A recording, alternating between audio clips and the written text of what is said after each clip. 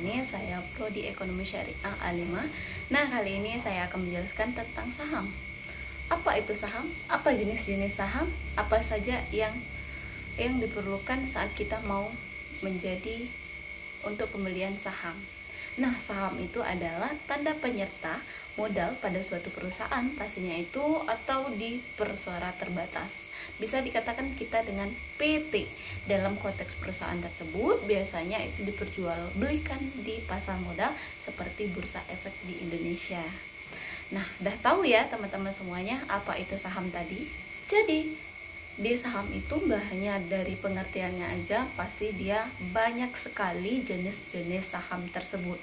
Nah, kali ini di bagian kategori saham itu berhak biasanya berdasarkan dari hak pemilikan, dimana hak pemilikan tersebut biasanya ada saham biasa. Saham biasa itu biasanya pemegang saham memiliki hak suara dalam rapat umum pemegang saham tersebut. Terus jadi dividennya biasanya diberikan jika perusahaan mencetak laba yang tidak dijamin. Jadi perusahaan tersebut dilikuidasi. Pemegang saham biasanya adalah pihak dari bagian aset setelah semua kewajiban sudah dilunasi. Nah, ada juga nih saham bisa dikatakan dengan saham referen, dimana yaitu saham referen yaitu bisa juga pemegang saham untuk mendapatkan prioritas dalam pembagian dividen dan aset yang terjadi di likuidasi. Biasanya saham tersebut tidak memiliki hak suara dalam hak pemilikan suara tadi di bagian perusahaan tadi ya teman-teman semuanya. Jadi nggak hanya di bagian saham biasa, tetapi bisa juga berdasarkan kinerja di bagian pasar. Kalau misalnya kita untuk saham tersebut, biasanya digunakan dengan blue chip, di mana blue chip stock. Nah, jadi saham tersebut atau saham perusahaan besar yang stabil dan memiliki rekam jejak keuangan yang baik. Biasanya itu seperti Indomaret atau misalnya PT Mayora atau PT yang kita sering sebut itu Wing, PT Wing kan sudah ada di Indonesia. Gak mungkin ya kalau untuk suatu perusahaan itu pasti dia butuh modal. Kalau misalnya kita untuk mengambil di bank atau misalnya mengambil hutang di bank itu nggak bisa ya teman-teman, soalnya dia ada maksimalnya untuk pengambil misalnya 2M atau misalnya 3M, jadi nggak bisa terlalu banyak. Itu tadi suatu perusahaan membuka ladang untuk si saham tadi, jadi untuk memperkembangkan modalnya tadi di perusahaan tersebut tadi teman-teman semuanya. Nah, ada juga yaitu growth stock, di mana growth stock ini yaitu saham perusahaan dengan potensi yang pertumbuhan yang tinggi teman-teman semuanya, tapi biasanya ini tidak membagikan dividennya. Jadi kalau misalnya untuk saham itu perlu banget dengan adanya saham itu yang baik, terus pertumbuhan labanya itu yang bagus, terus adanya income stock. Nah, income stock ini biasanya digunakan dengan saham yang memberikan dividen tinggi yang stabil, jadi harus stabil. Terus adanya juga Kreilek stock, di mana Kreilek stock ini yaitu saham kinerjanya terbaik dengan siklus ekonomi. Jadi saham tersebut termasuk harus baik di siklus ekonomi tersebut. Nah, adapun kalau misalnya kita mau menggunakan saham pasti ada keuntungannya dong kalau misalnya buat teman-teman yang mau menggunakan saham tersebut. Jadi untuk berinvestasi biasanya di dalam saham itu menawarkan posisi keuntungan yang lebih tinggi, dimana yaitu bisa dikatakan dengan capital gain, dimana capital gain ini keuntungan yang diperoleh dari selisih harga beli dan harga jual saham tersebut teman-teman semuanya. Terus adanya dividen, di mana dividen itu pembagian laba perusahaan kepada pemegang saham. Dividen dapat berupa tunai ataupun saham. Terus teman-teman harus adanya hak pemilikan. Jadi kalau misalnya teman-teman untuk menggunakan saham pastinya ada kepemilikan atau pemegang saham berhak atas pengambilan keputusan strategis dalam perusahaan tersebut. Nah, jadi kalau misalnya tadi ada manfaatnya, pasti kalau misalnya kita untuk membeli saham itu ada berinvestasi, itu ada risikonya tentunya teman-teman semuanya.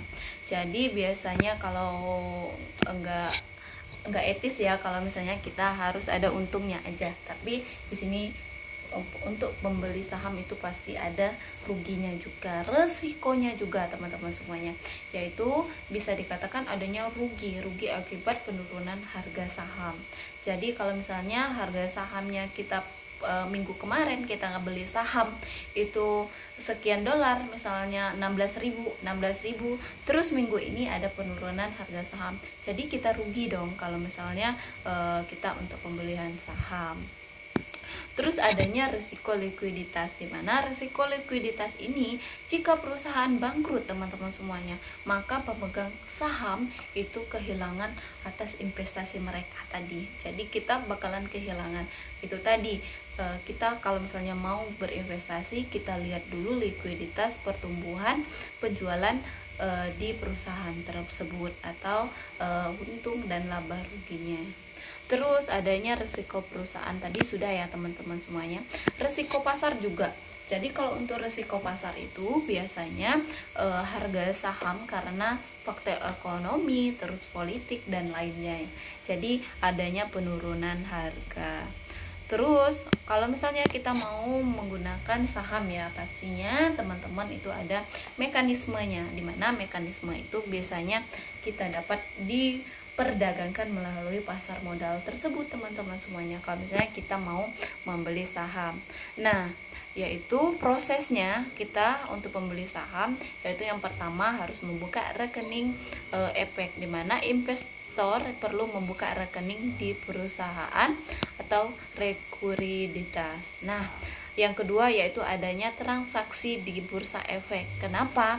Investor itu membeli dan menjual saham melalui performa trading pastinya teman-teman semuanya. Dan ketiga yaitu adanya harga saham, di mana harga saham ini dipengaruhi banget dengan oleh penawaran dan permintaan kinerja perusahaan serta faktor eksternal. Jadi ini mempengaruhi banget untuk harga saham nih. Terus kalau misalnya tadi kita jelasin dengan adanya faktor terus keuntungan, prosesnya bagaimana kita untuk mengambil saham, kita juga adanya faktor yang mempengaruhi harga saham. Nah, faktor mempengaruhi harga saham itu apa aja sih teman-teman semuanya? Jadi kalau misalnya teman-teman di sana mau membeli saham atau berinvestasi, itu kita lihat dulu faktornya apa aja, ruginya apa aja, manfaatnya apa saja. Jadi di sini faktor yang mempengaruhi harga saham itu biasanya kinerja keuangan perusahaan. Yang pertama yaitu harus detailnya laporan laba rugi, terus adanya dividen, terus proses masa depan. Proses masa depannya seperti apa? Jalurnya seperti apa dan bagaimana. Dan yang kedua yaitu kondisi keuangan makro. Nah, butuh juga kondisi ekonomi makro ini, seperti adanya inflasi, terus suku bunga kita cek juga, terus ada pertumbuhan ekonomi. Ini saking berpautan teman-teman semuanya. Harus adanya laporan laba rugi juga, dividennya juga, terus proses masa depannya seperti apa perusahaan tersebut teman-teman semuanya. Terus adanya kondisi ekonomi makro. Nah, ekonomi makro itu tadi kan adanya inflasi.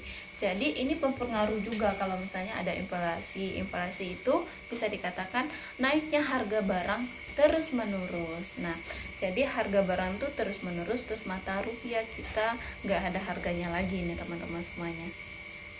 Jadi suku bunga dan pertumbuhan ekonomi.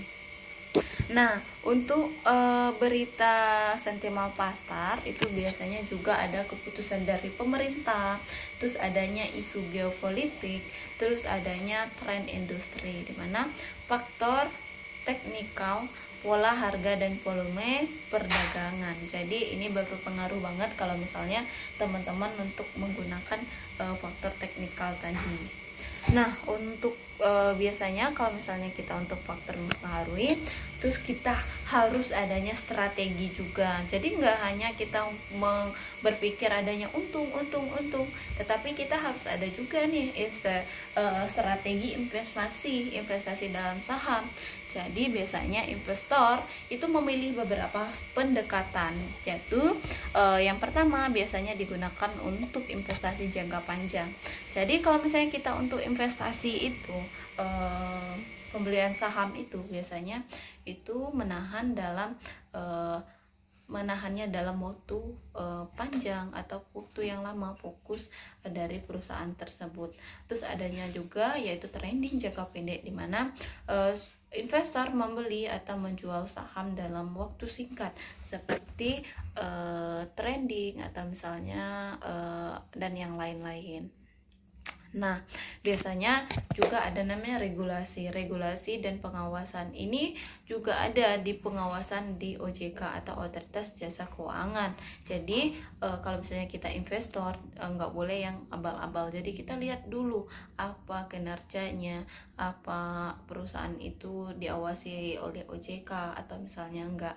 Jadi pasar tersebut akan dilindungi investor. Jadi menjaga stabil pasar modal tersebut. Jadi OJK ya, harus adanya OJK. Jadi teman-teman semuanya, kalau misalnya kita mau membeli saham itu harus hati-hati sekali ya teman-teman semuanya.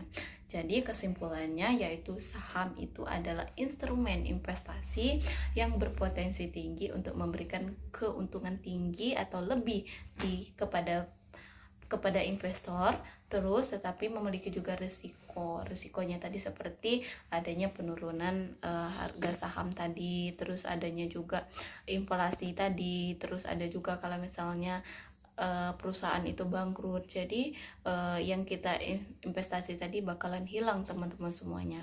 Nah, jadi kita harus penting nih untuk menjaga mekanisme, terus adanya strategi, terus tahu adanya resiko sebelum berinvestasi agar dapat membuat keputusan yang bijak pastinya. Nah, bagaimana nih teman-teman semuanya? Sudah tahu kan saham itu apa?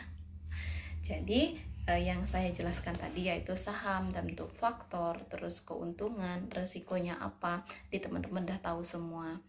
Nah, mungkin cukup sekian penjelasan dari saya Reta Sriani dari Prodi Ekonomi Syariah. Jika ada kekurangan saya mohon maaf.